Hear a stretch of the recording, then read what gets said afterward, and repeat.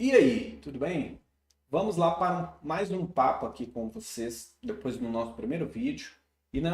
Nesse vídeo eu quero explicar para vocês o meu ponto de vista sobre inteligência artificial e o porquê eu não acredito que ela vai dominar tudo, ou por enquanto ainda não, né? É muito difícil ela dominar tudo, mas vai acontecer gradativamente do jeito que está indo e a forma que os investimentos estão sendo aportados, vai desenvolver uma coisa maior, com certeza.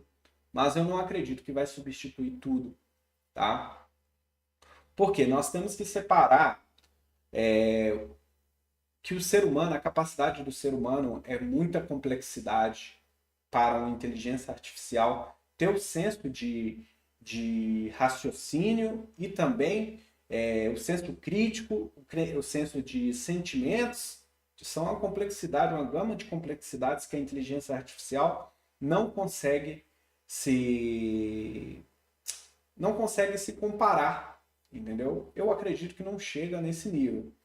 Mas, com certeza, em análise de dados, ela vai se performar muito melhor. Capacidade de comprimir e gerar um resultado em cima do que você está pedindo, ela tem uma capacidade muito melhor, porque ela é um computador. E um computador consegue gerar dados melhor do que um cérebro. Mas, agora, vamos se dizer, gerar um senso crítico em cima de um debate de uma humanidade ou uma questão social, ela não vai conseguir gerar esse laudo, entendeu? Ela pode dar uma teoria em cima daquilo, mas ela não consegue gerar um dado em cima disso. Ela vai gerar em cima dos dados que ela tem, mas ela não vai pegar todos os parâmetros, entendeu? Porque existe uma coisa que se chama alucinação da inteligência artificial. Muitas das vezes, eu vou explicar para vocês aqui do que se trata. Como eu mexo com inteligência artificial e desenvolvimento, vamos usar o Vibe Code como uma inteligência artificial, porque eles usam LLMs do Google, da Gemini ou do ChatGPT para desenvolver esses Vibe Codes, né, esses sites desenvolvidos em inteligência artificial. Pela experiência própria, eu paguei, se não for me engano, 2 meses de de tokens no Base 44 para desenvolver os meus sites. E tive um problema muito grande. Por quê? Quando você está programando, dando prompt, o prompt é as informações que você passa para o computador para ele gerar uma informação, né? Um site ou, por exemplo, um relatório, qualquer coisa que seja. Ela começa a alucinar. Se começa a ficar muito complexo, ela começa a alucinar. E aí é que ela começa a ter defeito na qualidade do código que ela entrega no desenvolvimento daquele site. A qualidade de código não é a mesma de um programador sênior, vamos dizer assim. Então ela tem essa dificuldade, ela não consegue manter logicamente, no início ela tem um foco muito definido, mas depois que você vai incrementando, porque depois que você vai colocando, montando Lego, aquela estrutura ela não consegue se gamificar numa potencialidade muito grande. Ela começa a alucinar. Vamos supor, você começa a pedir uma coisa para ela, dá um erro. Se dá um erro, por exemplo, se você não falar qual que é o erro e onde que está acontecendo, por exemplo, você ir lá no console do navegador e ver o erro que está dando lá, ela não consegue resolver aquele erro. Muitas das vezes ela não consegue. Eu tenho erros no aplicativo aqui que, se vocês quiserem, eu posso mostrar para vocês que a inteligência artificial não consegue resolver, que é o acesso à página de um perfil. Ela não consegue resolver isso. Fala que o dados não é encontrado. Pode ser uma falha de comunicação entre o front-end e o back-end, né? ou na hora de desenvolver o código. Ela não consegue. É um problema. Então, se fosse um programador sênior, se nós estamos comparando a última geração de um LLM de um, de um, de uma inteligência artificial, nós temos que se comparar a um programador sênior. Um programador sênior consegue resolver um problema desse tranquilamente, né? Um full stack, assim nós podemos dizer. Então, a qualidade do código também não é a mesma coisa, porque a inteligência artificial ela foi desenvolvida para consumir tokens. O consumo de tokens fazem com que ela seja rentável. Porque se não tiver esse consumo de tokens, então muitas das vezes elas começam a fazer um enchimento de linguiça para fazer consumo, né? Não estou falando que a inteligência artificial é imprestável, mas estou falando que ela não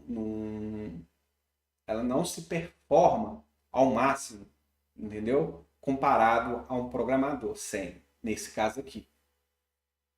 Mas é logicamente que análise de dados, tudo que é análise de dados, ela vai performar melhor do que o ser humano, porque é um computador, né? Nós temos aí diversos setores que buscam o conhecimento dessa área, dizendo que é uma especulação ser uma bolha, e isso vai acontecer uma bolha mesmo, porque a quantidade de investimento que está recebendo esses projetos em inteligência artificial, o retorno não está sendo nem 1%, entendeu? Por exemplo, a NVIDIA lá com os chipsets dela que ela está desenvolvendo, são mais de 1 milhão de chips inseridos no mercado para treinamento de inteligência artificial. Então isso é um absurdo, porque quando acabar essa FOMO, essa tendência muito grande e essa busca por inteligência artificial, essa bolha vai estourar e esses chips vão ficar à deriva, porque não vai haver investidor anjo ou investidores para fazer esse tipo de aporte, porque você sabe que quando você faz um investimento, se você vai entrando cada vez mais alto, o índice, né, o preço do ativo vai aumentando. Vai chegar uma hora que ninguém vai pagar o preço, né? Ninguém vai querer pagar o preço, que é uma ação da NVIDIA, ou, por exemplo, uma ação do ChatGPT, eu não sei qual que é, eu estou falando assim, um IPO, né? Entendeu? E o que ela entrega da performance do investimento não é a mesma coisa do que ela entregava, vamos supor, em 2023, né? Então, logicamente, nos períodos que estava iniciando, a tendência foi só aumentando. Agora nós estamos num nível muito alto. Mas eu acredito que é isso, tá, pessoal?